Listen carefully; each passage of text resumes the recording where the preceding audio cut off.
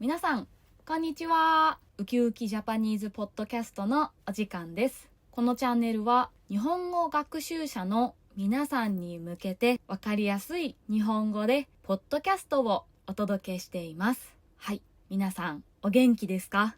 もう6月も終わり、7月になりますね。日本は今夏です。毎日とっても蒸し暑いです。ムシムシしています。ムシムシですね。以前の夏のオノマトペの動画でご紹介しましたね。見てくれましたか？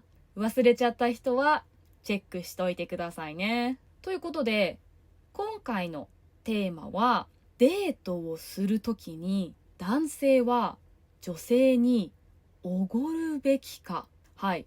究極の戦いが今始まります。はい。大げさですね。すみません。もしね、皆さんが日本人とお付き合いしたい、デートをしたいって思っているなら、よく聞いてほしいです。これはかなり大切な話になると思います。はい。今日はね、日本のおごられ文化について詳しくね、ご紹介しながら、私の意見とか経験をお伝えするので、皆さんにも理解してもらいやすいかなと思います。皆さん、おごるという言葉を知っていますか？おごるっていうのは、レストランとかカフェとか飲食店で一人が他の人の分までお金を払う、全部払うってことをおごるって言います。日本ではこのおごるっていう文化が結構根付いています。例えば、先生が生徒におごるとか、上司が部下におごるとか、年上の人が年下の人におごるとか、こういうケースがね、結構あります。年上とか偉い人が払うっていうことが多いです。例えば、大丈夫大丈夫。今日は俺がおごるよ。私がおごるから気にしないで。こんな風に使います。逆に、おごらないで2人とか、そこにいる人数で平等に分ける。平等に分けてお支払いをすることを割り勘って言います。例えば、はい、じゃあ割り勘でいいよね。とか、割り勘で大丈夫？とか、そういう風に使います。はい。割り勘は基本的に友達同士とか立場が平等な同僚とかそういう時には基本的には割り勘です。もちろんみんなが同じ量の注文をして同じだけ食べていれば割り勘でも問題ないですよね。もし食べている量が全然違ったら個別会計ができる時もあります。そういう時は個別会計ってできますかって聞けば店員さんが教えてくれます。個別会計はできない時もあるので注意してください。はい。おごり、割り勘、個別会計、お支払いの方法はたくさんありますね。その中で今日は日本のおごる文化についてご紹介します。これがね、デートの話になるとちょっと難しくなるんですよ。そういう話をね、していこうかと思います。チャンネル登録といいねボタンで応援をお願いします。はい。このね、おごります。おごられます。こういう文化を日本ではおごり、おごられ文化と言ったりします。そして、それで問題になるのがおごり、おごられ問題です。どんなものだと思いますか？これはね、友達同士なら問題はあんまりないんですよ。でも男女のデートになると問題になることが多いです。具体的には男性は女性にご飯をおごるべきなのかという話ですね。前提として日本では男性が女性にご飯をおごるっていうのが普通っていう考えが昔はありました。でもね、最近は男女平等って言われることも多いし、女性も自立をしたいって思うことがあるので、若い世代は考え方がちょっとずつ変わってきました。デートでも割り勘がいいとかフェアでいたい、そういう風に考える人が結構多いです。皆さんはどう思いますか？男性は女性におごるべきだと思いますか？女性は男性におごられるべきだと思いますか？これはね、本当に人によると思うし、国にもよると思いますね。日本では結構おごりおごられ文化が普通ですが、多分韓国だともっとおごりおごられ文化があると思います。どうでしょうか？他の国の常識もすごく興味がありますね。どうですか？皆さんの国では。おごりおごられ文化って何が問題かというと、この立場の関係性とかお金の負担とか、そういうのが問題になることが多いですね。バランスですね。つまりおごってあげるってなると、してあげているっていう気持ちが強くなりやすいですね。俺がおごってあげている、だから俺は偉い、そういう風に感じる男性もいると思います。反対にね、女性側もおごってもらっているから申し訳ないなとか、何か返してあげないとなって思ってしまいやすいです。これがお互いの心のバランスが難しいなって感じる部分だと思います。でもね、金銭的な部分も難しいところがありますよね。だって男性が毎回おごっていたらお金の負担がすごく大きいです。特にお付き合いをしているってなったら、男性はデートのたびにおごらなきゃいけない。女性はデートをするたびにおごりおごられ問題が発生しますよね。一回だけじゃないですよね。デートをするたびに男性に金銭的な負担がかかります。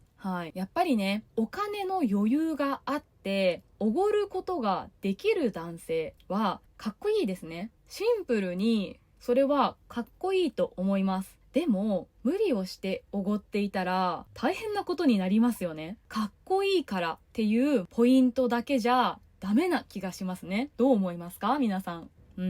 ちょっとね、これは私自身の話なんですが、実はね、私も以前外国の方とデートをしたんですね。その男性は割り勘がいいっていう人だったので、私も割り勘で問題ないなって思って割り勘をしました。最初はね、いいんですよ。でも会うたびに、あれ？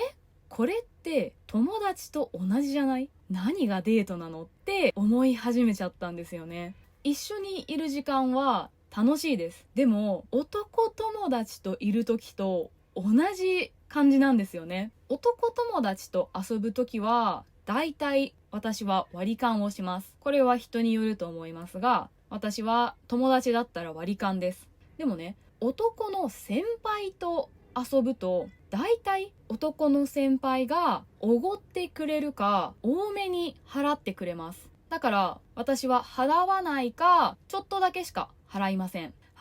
こうやってね、男の先輩が男らしいところを見てるんですよ。私はそういうのを経験してるんです。だからデートでね、割り勘全然いいんですが、相手から男らしさを感じにくいんですね。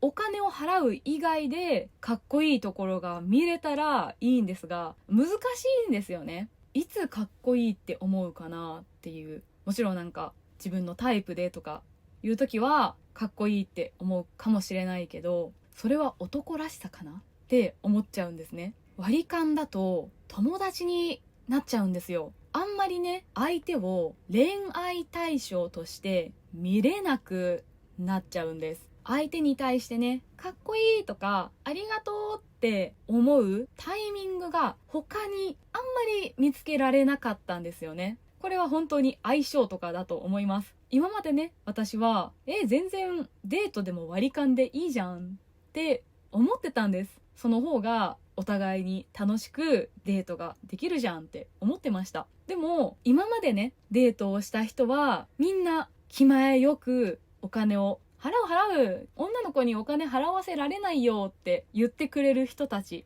だったので、この時におごりおごられ問題ってお金の問題だけじゃないんだな、もっと難しいんだなってちょっと思っちゃいました。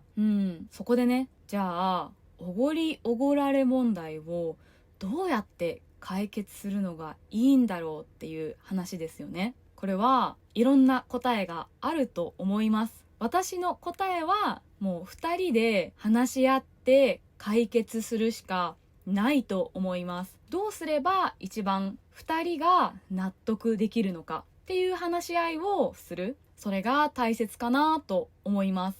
例えばね、女性は最初はね、おごってもらって嬉しかったけど、今はね、気を使っちゃう、ごめんねって思っちゃう、だからこれからは割り勘にしようとか、ご飯はおごってもらうけど映画代とかは私が出すねとか、そうやって提案をしてみる。男性もここはね、お金も絡んでくるから、見栄だけじゃ解決できないところがあるから、正直にね、デートのたびにちょっと大変だなって思うから、お金の負担について2人で話し合いたいんだけどって言ってみるとか。ここでね、もし意見が食い違ったら、相性がもしかしたらね、合わないのかもしれないし、長くね、付き合っていくのは難しいのかもしれないですよね。そこは2人の判断です。でもね、そこでちゃんと話し合うことで、2人のね、間にストレスがなくなっていくかなと思います。はい。こんな風にね、